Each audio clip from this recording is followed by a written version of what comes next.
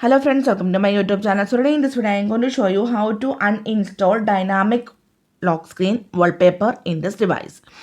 Simply go to settings, tap on the option wallpaper and style, tap on change wallpaper, scroll down, tap on wallpaper services. You can see the option dynamic lock screen. Tap on the gear button. So here you can see I already downloaded some categories of dynamic lock screen wallpapers.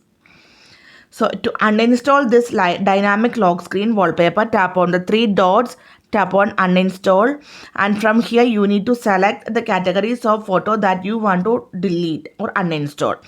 So here I am going to select both two, and after that tap on uninstall at the bottom tab. You can see it is uninstalling.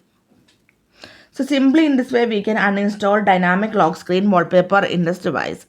So hope you guys enjoy this video. Thank you for watching. Thank you. Bye bye.